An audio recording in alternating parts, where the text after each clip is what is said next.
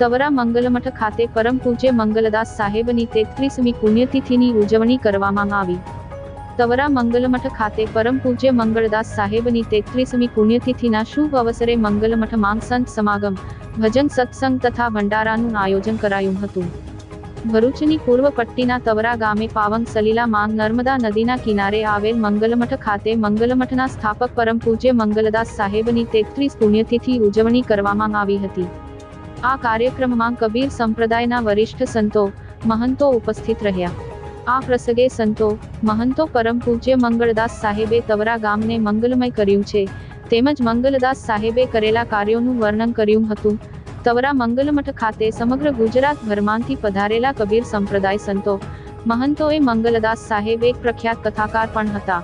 આ પ્રસંગે વર્તમાન મંગલમઠના સંચાલક પૂજ્ય ચેતનદાસ સાહેબ આવેલા સંતો, મહંતોની સેવા પૂજા કરી અને ખૂબ જ મોટી સંખ્યામાં કબીર સાહેબના ભક્તો અને ખૂબ જ મોટી સંખ્યામાં તવરા ગામના ગામજનો આ કાર્યક્રમમાં મોટી સંખ્યામાં ઉપસ્થિત રહ્યા હતા।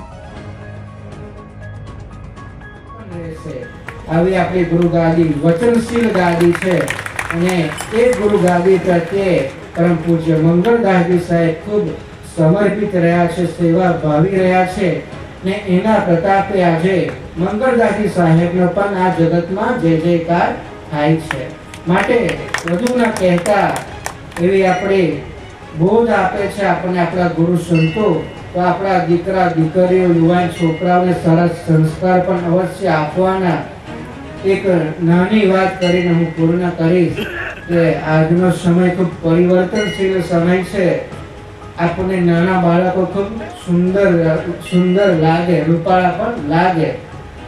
હવે આપણે નાના બાળકને જોઈએ એટલે આપણને સારું નામ પણ યાદ આવે કે આને મને સારું નામ આપવું છે। કોઈ નાના બાળકને ખરાબ નામ તો આપે ના। માટે આપણા ઘરે નાનું બાળક જન્મે તો આપણે નામ આપી દીધું કૃષ્ણ। કૃષ્ણ નામ તો આપ્યું પણ મોટો થઈને કંસ જેવો થયો એની શું એક